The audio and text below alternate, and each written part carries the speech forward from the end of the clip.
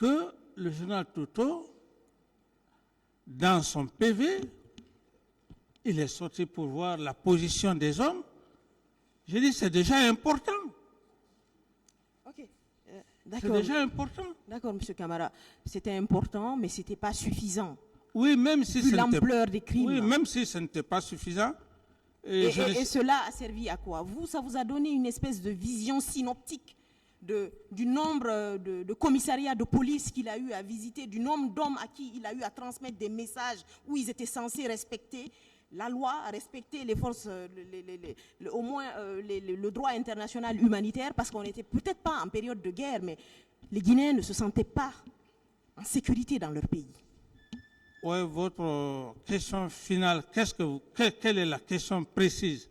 Parce que ça, ce sont des commentaires. Oui, en fait, la question précise, c'est en termes de consistance, en termes d'efficacité, pour arriver à la vérité aujourd'hui. Parce qu'aujourd'hui, on est certainement ici à l'heure de la vérité, M. Camara. Donc, l'heure de la vérité, c'est... Posez votre question, madame. Il faut que la question soit précise pour que je puisse répondre l'heure de la vérité. Vous n'avez pas besoin de me l'apprendre. Si je suis devant le tribunal criminel, ce n'est pas vous qui m'avez fait venir ici. Posez vos questions. Et Monsieur, je crois qu'il y a même... Posez très bien vos questions. Monsieur Posez Camara, clairement je suis vos questions. désolé. Je suis désolé, Monsieur Camara. Oui, posez je clairement, pose clairement mes questions. Posez votre question, madame. S'il vous plaît, vous, hein, monsieur Camara, calmez-vous, parce qu'on a tout le temps. C'est vous qui devrez vous calmer parce que non, vous avez... calmez-vous. Calmez-vous. C'est vous qui devrez vous calmer. Moi, je ne suis pas à la barre, monsieur Camara. Même si vous n'êtes pas à la barre, mais chacun a son droit, s'il vous plaît. Évidemment. Vous n'avez pas le commandement de la barre. Vous n'êtes qu'un avocat, s'il vous plaît. Vous n'êtes qu'avocate. Je suis accusé. C'est ce que vous devrez savoir. Je ne suis pas votre sujet. Je dis que je ne suis pas votre sujet. Je ne suis pas votre sujet, monsieur Camara. Je ne suis pas votre sujet non plus. Hein. Je ne suis pas votre sujet. Voilà, que chacun reste à sa place et fasse son rôle. Voilà.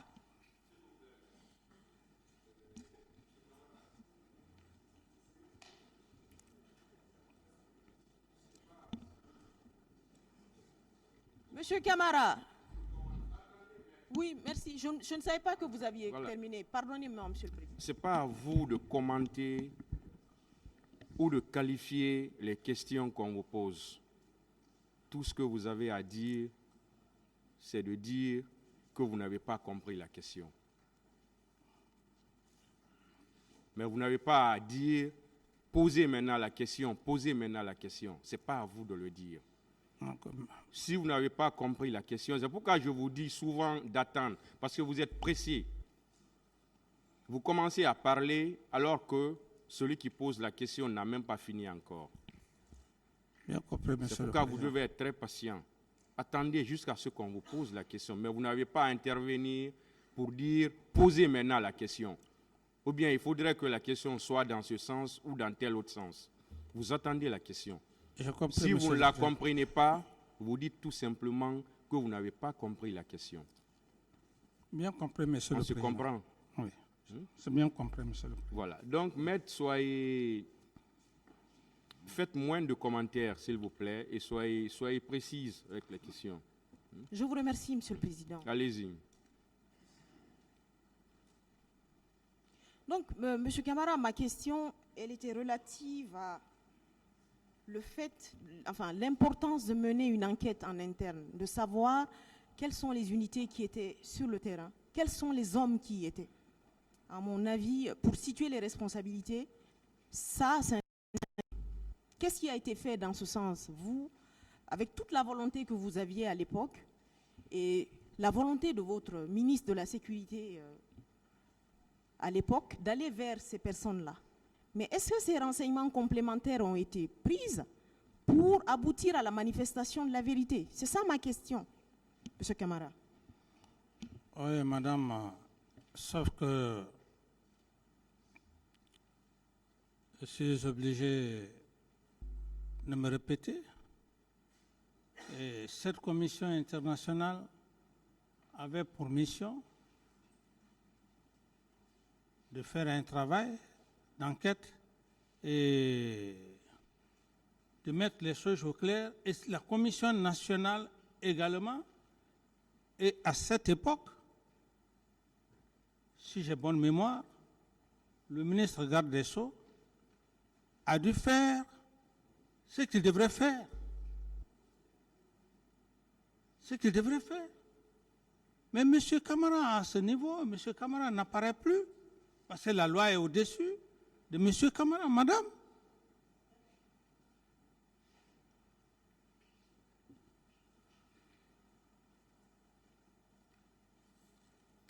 Monsieur Camara, vous avez déclaré ici que vous supposiez que c'était M. Toumba Diakité qui avait les clés de la poudrière. Est-ce une supposition ou est-ce une réalité? Reprenez bien la question. Dans vos déclarations ici, vous avez dit... Approchez bien le micro, voilà, pour mieux voir. Dans vos déclarations, Oui. vous avez dit ici à la barre que vous estimiez, en tout cas vous supposiez, que c'est M. Toumba Diakité qui détenait les clés de la poudrière. J'en ai déjà parlé, je n'ai plus de réponse à cette question. Elle n'a pas posé la question encore. Était-ce une supposition ou était-ce la réalité? J'ai déjà répondu à cette question. Ok. Madame. N'aviez-vous pas la responsabilité de savoir qui avait les clés de la poudrière? Non, Surtout après le massacre? Non, la clé de la poudrière, ça c'est pas, ça ne relève pas du chef de l'État.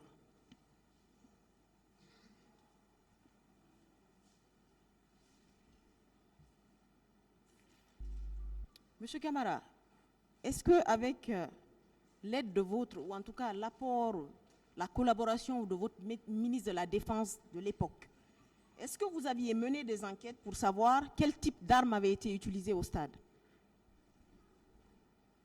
Pour pouvoir faire un parallèle et situer les responsabilités. Mais, madame, à ce niveau,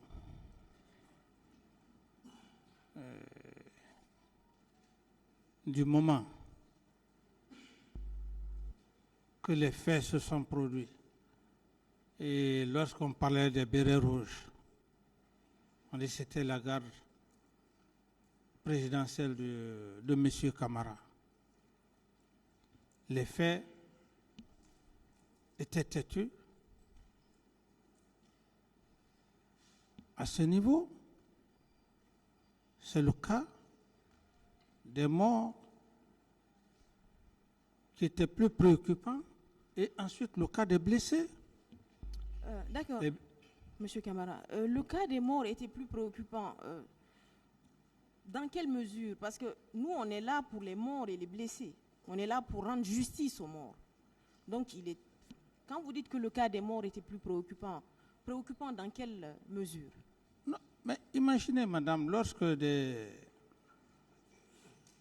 on tue sauvagement des êtres humains qui perdent leur vie, humainement, c'est préoccupant lorsque vous êtes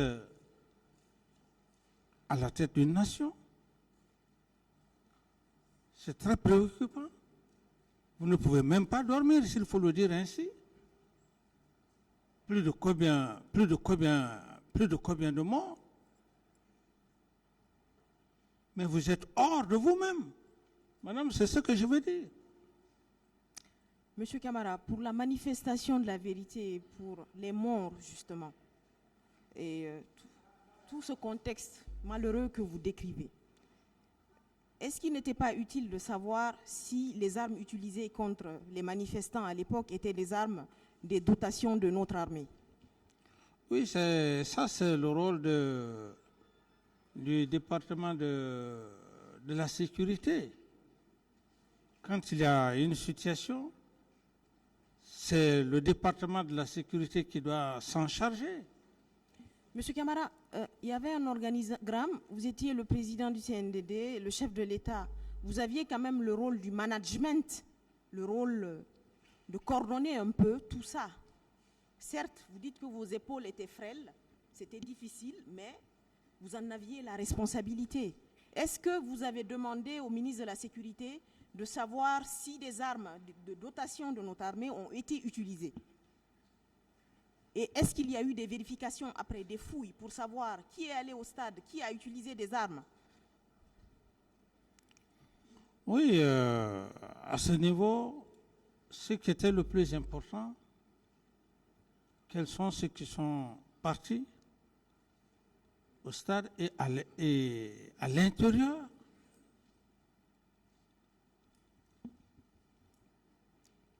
Vous aviez des informations sur ceux qui étaient allés au stade, membres de vos forces de défense et de sécurité?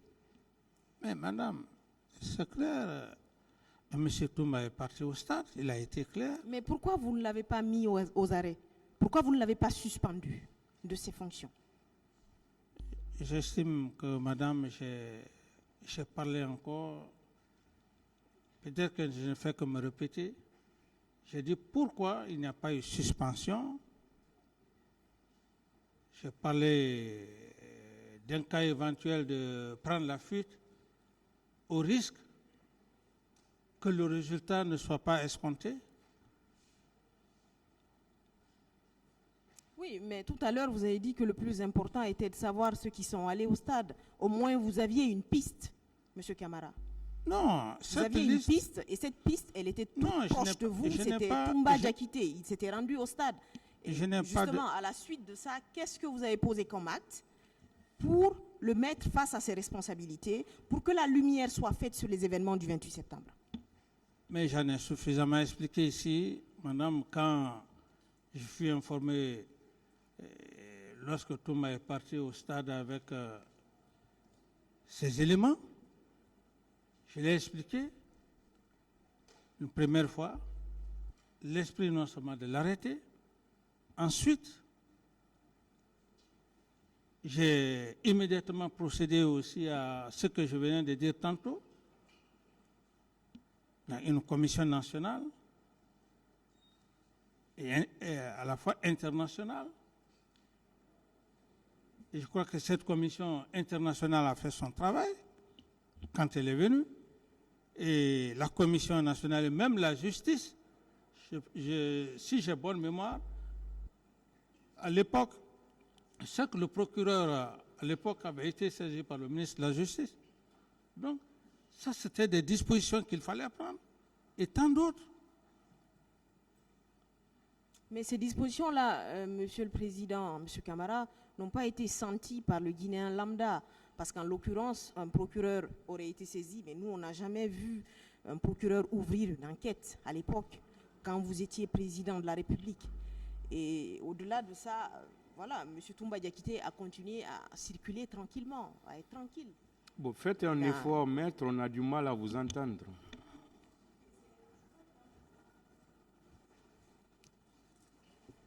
Sinon, le micro, il fonctionne. Hein. Okay,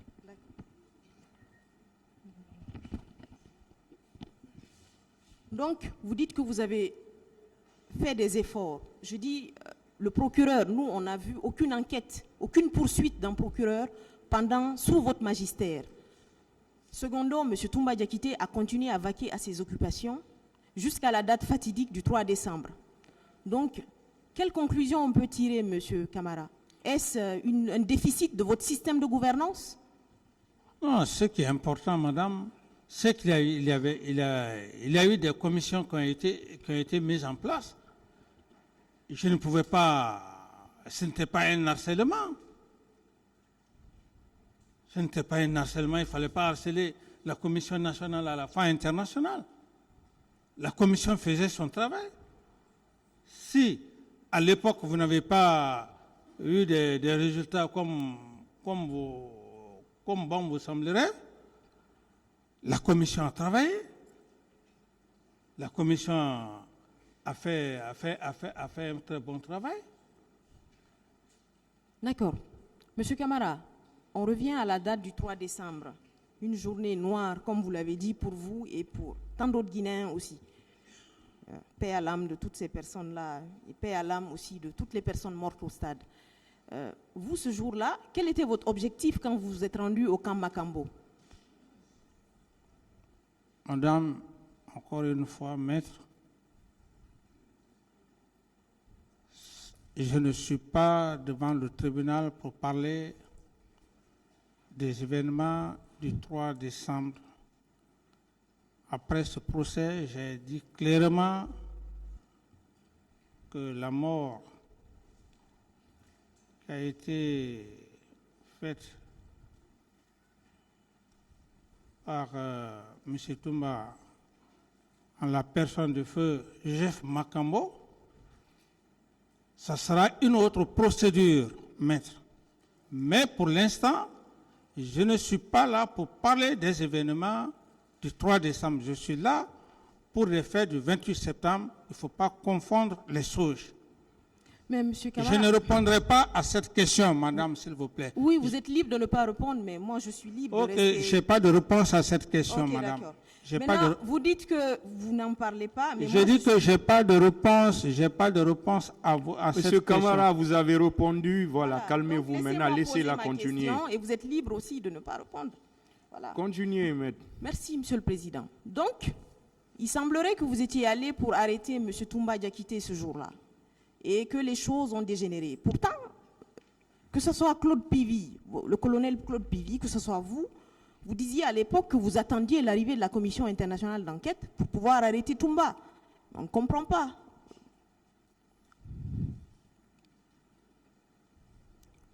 Bon, Quelle est la question? La question c'est, pourquoi être allé ce jour-là dans l'intention d'arrêter Toumba alors qu'ici on nous a dit qu'on attendait l'arrivée de la Commission internationale d'enquête pour pouvoir l'arrêter? ça, c'est vous qui le dites parce que vous n'êtes pas dans mon esprit et vous ne saviez pas pourquoi je suis allé. Ça, c'est vous qui le dites. Vous êtes en train de deviner. Je vous laisse deviner. Mais ce que vous dites, ce n'est pas ça. D'accord. J'ai dit quand il aura, je suis là, je ne suis pas là pour parler de deux faits. D'autres questions? Monsieur Camara, tout au long des débats ici, vous avez été constant sur le fait que vous n'avez jamais donné d'ordre, vous n'avez jamais donné d'instructions qui ont pu conduire au massacre du 28 septembre. Dites-nous, finalement, Monsieur Camara, les personnes tuées, blessées, violées, est-ce une réalité ou une fiction pour vous? Non, mais ces personnes tuées, ça c'est un fait que personne ne peut discuter. C'est pour cette raison, par la grâce de Dieu, ce tribunal a été constitué pour la responsabilité de ceux-là qui ont commis ces atrocités. Donc pour vous, c'est des atrocités? À vos yeux, c'est des atrocités? Oui, mais c'est barbare. C'est barbare. D'accord. Et vous, à votre humble avis, Monsieur Camara, ces crimes ont profité à qui à l'époque? J'avais déjà répondu à cette question hier même. Il y a qui le crime a profité, j'avais déjà répondu. Donc je n'ai plus de commentaires à ça. Qui avait intérêt à ce que son pouvoir se poursuive? Et je n'ai pas de réponse à cette question. Votre régime est un régime militaire. Les militaires y avaient intérêt. Vous-même, vous y aviez intérêt, M. Camara. Je n'ai pas de réponse à cette question. Les crimes commis au stade ne s'arrêtent pas au stade, M. Camara. Vous dites? Les crimes commis le 28 septembre ne s'arrêtent pas seulement au stade. La traque des Guinéens continue dans certains quartiers de la capitale. Les Guinéens sont traqués dans certains quartiers. Les Guinéens sont séquestrés dans des camps militaires pendant plusieurs jours. Certaines femmes sont séquestrées, portées disparues. Les Guinéens sont traqués jusque dans nos hôpitaux où ils sont censés être protégés, où ils sont censés être soignés. Qu'avez-vous fait pour empêcher cela, vu qu'on était déjà dans un contexte où les violences étaient là, et vous dites que vous n'aviez aucun contrôle sur vos hommes? Mais ce ne sont que les mêmes questions que vous êtes en train de poser clairement, au lieu de faire des poser clairement. Répondez à la question. Je n'ai pas de réponse à cette question, j'en ai suffisamment parlé de cela. Et quelles sont les mesures que vous avez prises contre ces crimes perpétrés? Parce que la traque a continué des jours durant, M. Camara. Les Guinéens avaient peur, les gens étaient apeurés. certaines personnes sont portées disparues. Pas qu'elles étaient au stade, mais parce que tout simplement, elles étaient tranquillement arrêtées quelque part, on les a kidnappées, on ne les a plus jamais retrouvées. La traque continuait dans vos camps militaires, et même au camp militaire où il y avait vous, votre siège de présidence de la République. Qu'avez-vous à dire à ce sujet, M. Camara? Je n'ai pas de réponse à cette question. Monsieur Camara, vous avez fait hier une grosse démonstration du fait que vous étiez inexpérimenté. Vous dites que c'était des crimes graves, abominables. Est-ce qu'au moins vous vous êtes ouvert à un chef d'État à l'époque pour au moins savoir ce qui se passe ailleurs en cas de crime? Quelles sont les mesures qu'il faut prendre? L'avez-vous fait? Vu que vous étiez tant soucieux de l'avenir de notre pays et que vous avez un grand brin de patriotisme en vous. Quand vous parlez de l'expérience, je m'excuse de l'expression. Si aujourd'hui vous êtes avocate, vous acquérissez de l'expérience, mais tout au Mais début... il ne s'agit pas de moi aujourd'hui, M. Camara. mais parce Il que s'agit de vous. Non, moi, vous le jour où parlez- je serai à une barre d'un tribunal, Je on prends parlera de mon l'exemple, expérience. je prends l'exemple parce que l'expérience d'un être humain, il est à tous les niveaux. Il n'y a pas un super être humain. Pour tout métier, il y a l'expérience. C'est dans ce contexte que je veux parler, puisque vous parlez de l'expérience. C'est comme si vous-même, vous êtes avocate, vous n'avez jamais eu de Ne prenez l'expérience. pas d'exemple sur elle. Non, je n'ai pas, Répondez à la question. je n'ai pas de réponse à cette question, maître. Je n'ai pas de réponse à cette question. D'autres questions? D'accord, merci Monsieur le Président. Monsieur Camara, est-ce que votre garde rapprochée avait besoin d'instructions pour aller commettre ces crimes? Vous, que vous-même vous aviez envie d'aller au stade, vous aviez envie de faire taire toute contestation, vous vouliez rester au pouvoir. Est-ce que votre garde avait finalement besoin d'instructions? En âme et conscience, Monsieur Camara. Non, il n'y a pas d'âme et conscience entre vous et moi. Je vous respecte. Posez votre question. La question, elle est frustrante. Je ne réponds pas à votre question. Vous avez dit ici, M. Camara, je vous le concède et je vous remercie d'ailleurs, M. Camara.